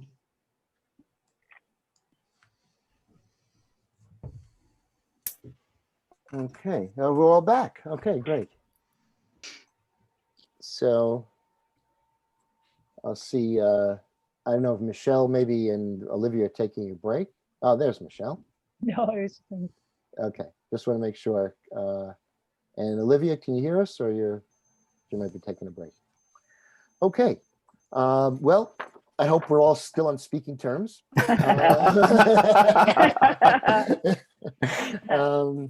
So, you know, with a lot of laughter.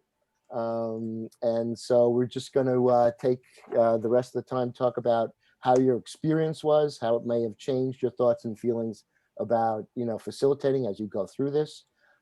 Possibly what strengths did you notice about yourself, and what area do you see potential challenges, and any other question that comes up for you. So, and again, we'll take about, with 15 people. So, you know, 30 seconds to a minute, maybe. And so I'll call on people. Lou, I'm sorry, do you want to say something? No. No, that's just the resting hand.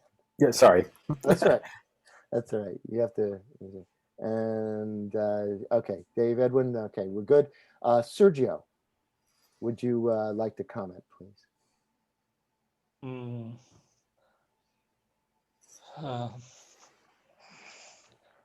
The big group is is less easy than speaking the small one, but what I can think about is about the picking up the topic. I got the tendency to select, to invite people to talk about an experience, and that's something that is going on my head. The deciding, speaking about that experience, which is just described, or about a thought, it's a stand, and I see myself it's easier for me to understand and imagine the other experience than the thought. Maybe that's because of the language, but when the other person speaks about the experience, I get closer, I get more in touch, and has not to do with the ideology. It helps me more. Okay, thank you. Okay, and anything? Did you feel that your facilitation kind of was helped at all? And you feel like you took another step? Yes. I felt facilitated while facilitating. Okay, great. Thanks. Okay, Rita?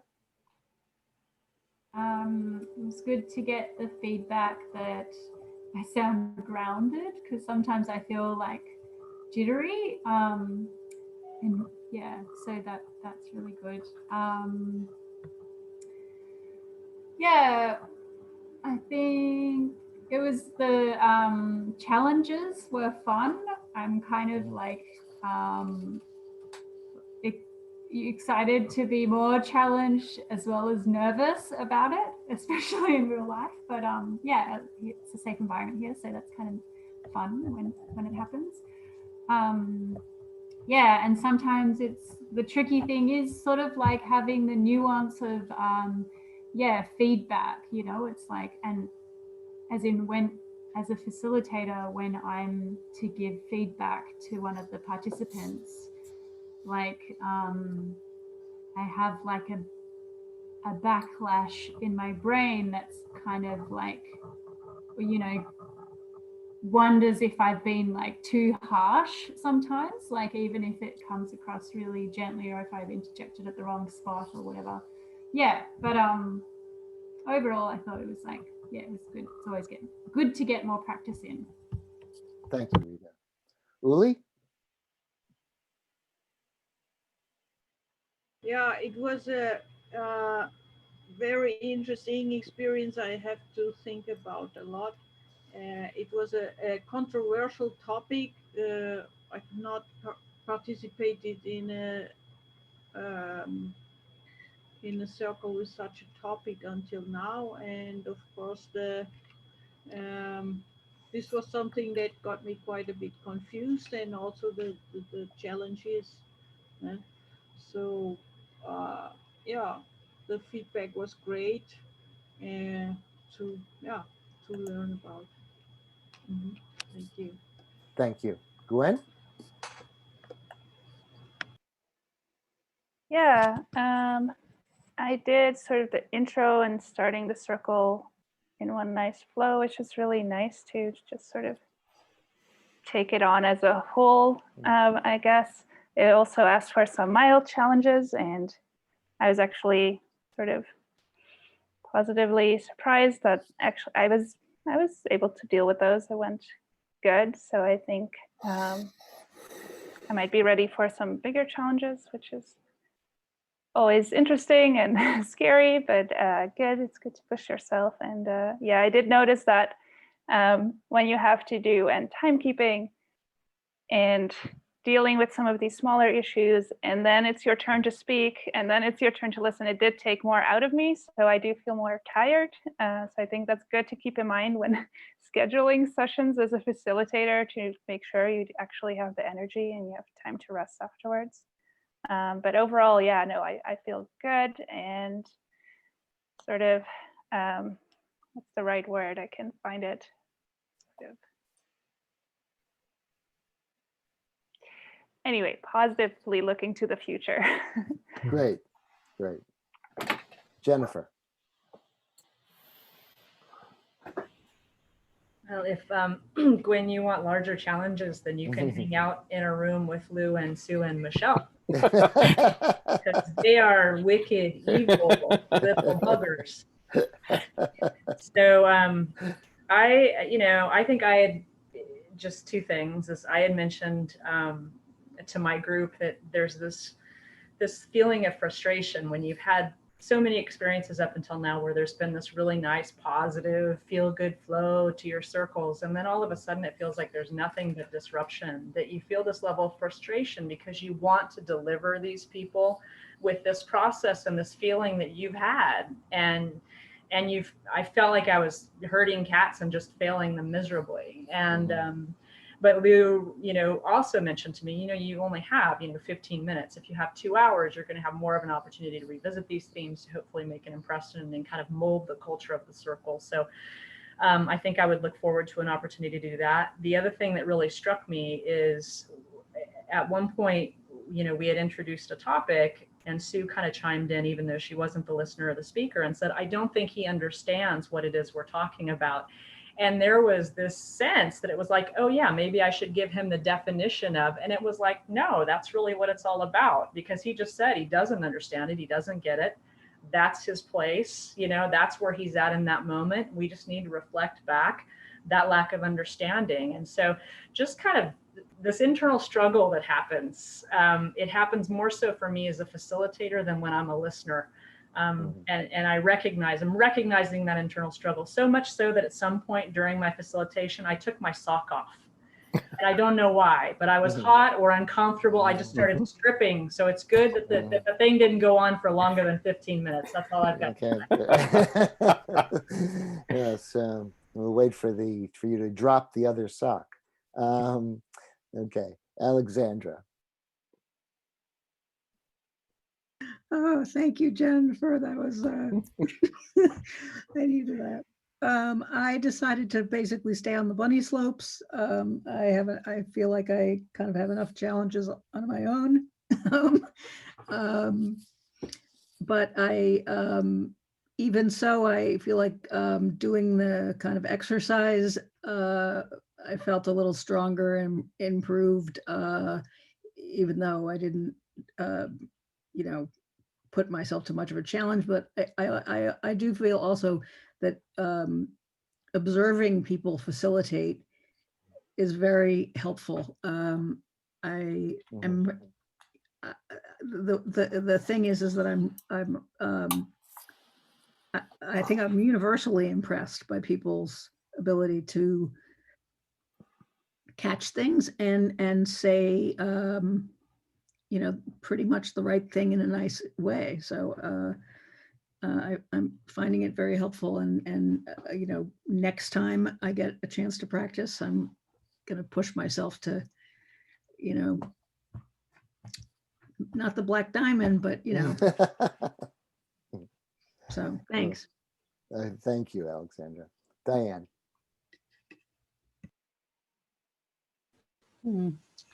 No, I felt very supported by my group and comfortable, so that I could both do the instructions and facilitate, and had some good challenges from Bill. So notably, be in control of your Zoom room, be the host. Makes a big difference in your energy level and your distraction when you have that control. And I just felt like we all learned from each other. And the thing that take away from me is, no matter what you want to say or what's going on, if you're always bringing your authentic self your true self, that's the connection. That's what's holding the container together. So thanks. Thank you, Diane. Sue? Yeah, I thought the session today was fabulous. I loved it, and I really enjoyed listening to other people facilitate. My group, they did a fantastic job, and everybody had a little bit of a different take on it. So it was really good to be able to listen and take notes actually of some of the things that might be good to include. I thought the disruption was fabulous. Lou did an amazing job. And my comment, mate, I was speaking once. I was the speaker when Lou interrupted with, yeah, I know exactly what you're feeling like. I feel that, I agree. And it was astonishing how it just shut me up and closed me off. I thought when he said that a couple of times, it was like, well, I don't know what else to say now. I just don't feel like talking. So some of the disruptive techniques that Lou put into place were really valuable learning experiences, really. They were great. And we had a lot of fun, but I think we learned a lot as well. It was a great group. Thank you. Thank you, Sue. Michelle? Yeah, same as Sue and Jen there. Yeah, it was really powerful. Like, so I was trying to go with like a kind of a minimalist style, but then yeah, as the group, as the session went on, like there was lots of like really good role playing and challenges brought in, and I felt like from the start of the training to the like end of the session, like there was just like I feel so much more confident now in dealing with all of these different types of scenarios that come up. So it was really, really magic. It was powerful. Thank you. Thanks, Michelle. Olivia? I didn't take on any challenges. I felt like I just wanted to stay trying to at least get the basics down a little bit more. So it was great just being able to watch other people handle challenges, and then also to just, as you go through each round, something gets a little more clarified, and a process or a procedure of some type or a language, it just feels, oh, okay, that now I understand that this time may not have had it cleared last time. And so each time it just keeps building on the next. Thanks, Olivia. Victoria? Oh, it was a great opportunity. Well, first, a great team. I had fun. It was a great opportunity to work on the intro. So we did that separate from going around and doing the 3-minute sessions. What was really enlightening was I wanted to range from 1 to 5, the challenges. And so Bill brought them on, and Diane joined in, and Alexandra just sat back and watched it all happen. So it was good to see how might you approach that. And for me, it's about how might I be graceful and kind in responding to that. So, and the other thing that I found interesting is that for me in facilitation, it's always me talking. I don't join in and give my feedback when facilitating. It's always gathering information to meet the needs of someone else. So whenever it comes time for me to talk, it's kind of like a disconnect sometimes. So, but the process and giving the instructions in the beginning, and then helping people as they needed to transition, who's the speaker and who's the active listener, to help them do that. Because I know that's where I struggled. What's my role? So trying to just have that grounding. It's good. Great. Thank you, Victoria. Can Dave. I ask a question? Oh, sure. Victoria, are you saying that when it's your time, if you're facilitating, when it's your time to be speaker, that you're not quite sure what to say, or is that what you were saying? No. I was saying that I struggle with roles because I'm usually in my work life. I am as a facilitator, I'm usually listening. So I noticed that doing this, that part of what I do in the structure that I was doing was reminding others about, okay, so now you're the speaker and active listener. So, and I think it was grounding for myself. Okay, thanks. So Dave, do you want to give your reflection? So we were a very small group, just Uli and Gwen. And so it was there's just a lot of time and a lot of space, and it was very peaceful, and that was very, very nice. I had the same experience I always have, which is sometimes it's like getting to be time for the circle, and I feel like, oh, I was just in the middle of this or that, and what a pain. And then we do the circle, and I feel wonderful afterwards, and that's pretty much my experience.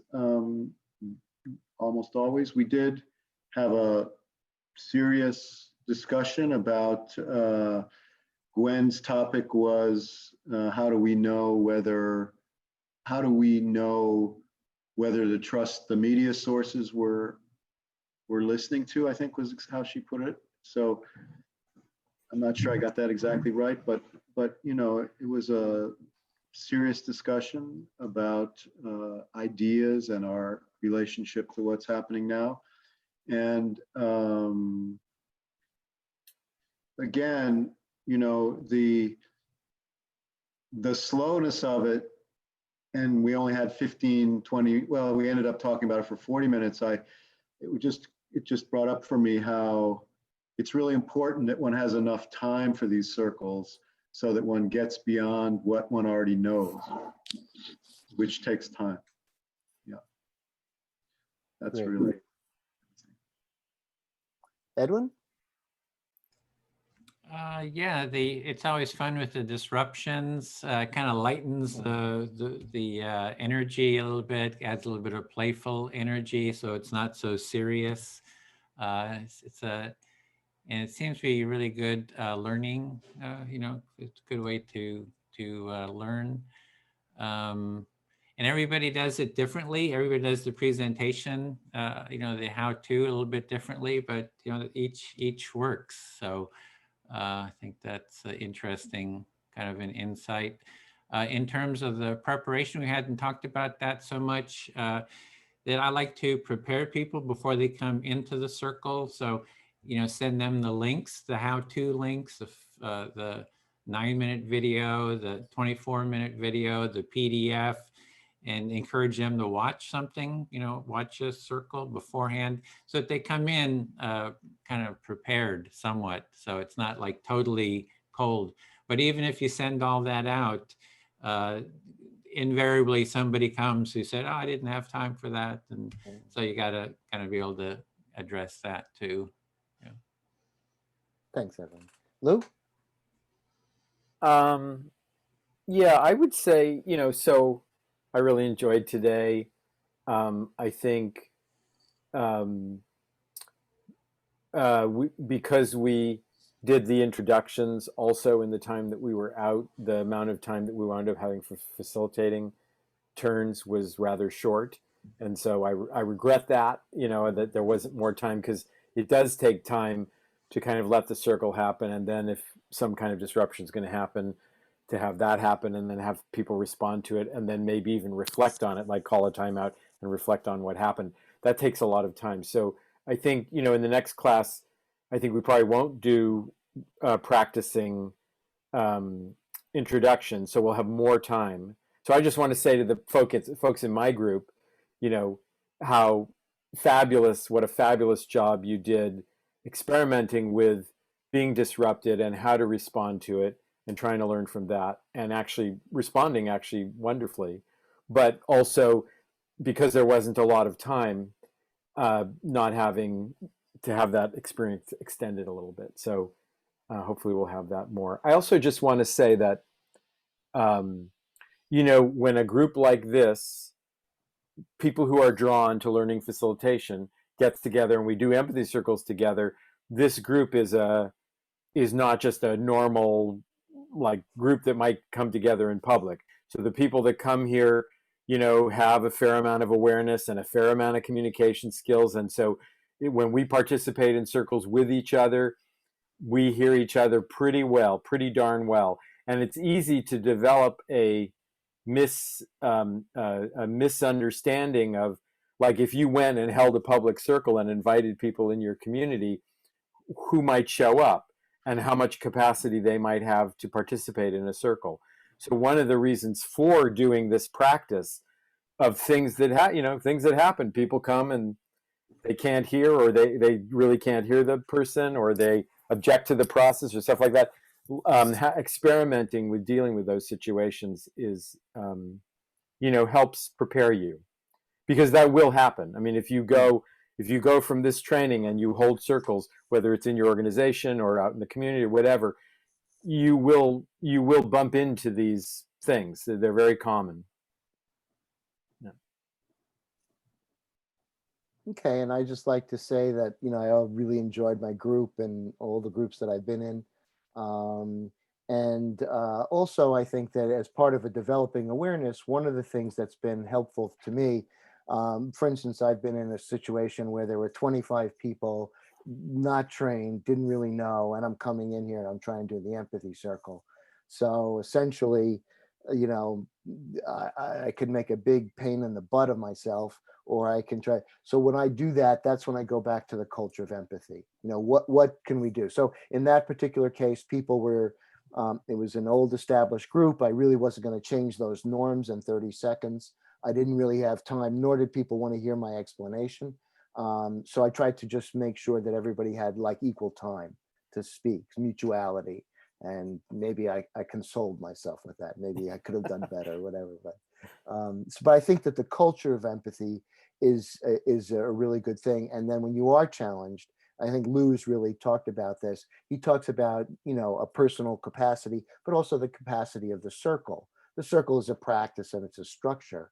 And if you don't accept certain things about it, that's your choice. But then it doesn't become a power struggle between two people. However, it's a choice that the person is not making to do the process. And that kind of takes you out of that power struggle. Big appreciation to you all. Can I make one comment? Yeah, it's Dave and then Lou. Sure. Yeah. You're muted. You're muted, Dave. Yeah, I forgot to mention this. Uli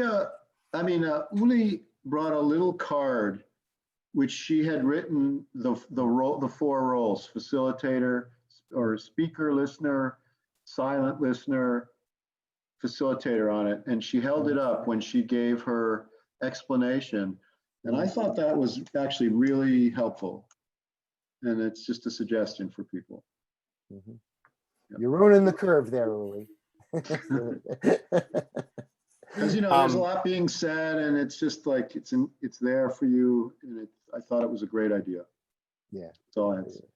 Go ahead, Lou. I just wanted to add to what Bill was saying about the values of a culture of empathy, and kind of the purpose and the values of the culture of empathy as expressed or as embodied in the empathy circle, and that when challenges get presented, someone objects to the process, or they want to, they're not reflecting, they're agreeing or disagreeing or adding, that the values provide a basis for how to respond to them, because what you're telling them is the benefits of following the process, the benefits of why the structure is the way that it is, and you're inviting them into that. So rather than like criticizing, hey, you're not supposed to do this, inviting them in. I'd like the people in my circle that were responding to did a really good job of doing that. And so I think what Bill's emphasizing about the values of the culture of empathy, I think, are really important. Okay. Edwin. Yeah, I just wanted to mention that there is a list of those challenges. I don't know if everyone been able to see that list, that you can go in there and you can edit it. You can add the challenges. There's a list of challenges that you can add, maybe even responses. But I'd really like to flesh that out so we can get a really robust list of challenges and responses. And at the end of that list too is, I thought, something that Lou had posted there about how to respond. It's name what is happening, which is give empathy to the person and invite them into what you want them to do. So yeah, so anyway, that's there too. And would love for you to add comments, and even like to flesh that out to take samples. So we have sample videos and have video see responses. So really want to make that really robust, and you can help with that too. I put the link into the chat. Yeah, it was there before. Okay. Sergio, did you have something to say? No. Okay. All right. Well, we're ending 3 minutes early then. Anything else? Any closing thoughts? There'll be the Empathy Buddy calls and the feedback session survey. Did I miss anything else, Edwin? I think that's it. We'll send that out, and you can do it, before the next meeting or afterwards too, with the Empathy Buddy call. Has that been working for everybody? I mean, even thumbs up if you find it helpful. Yes or, and no. Yes and no. Okay. Or just following. Scheduling is tough. Yeah. It's not about the. I mean, the thing is great itself. It's just. Yeah, don't worry if it hasn't come together. Scheduling doesn't work. I understand that's it's a lot of you have tight schedules. So yeah, just do the best you can. Okay, so I think we'll see each other back here on Wednesday Pacific time, on Tuesday. Thursday Australian time. Yes, for more practice. Right, and then and then I'd like if the people in Australia, since it's tomorrow there, if you can give me some stock tips or something like that, I'd appreciate it. That's right. Take care, everybody. Thank you. Okay, Thank you. thanks. Great. Awesome. Wonderful. Thank you. Wow, I loved it.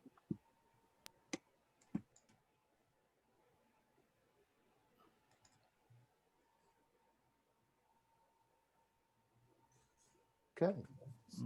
Okay.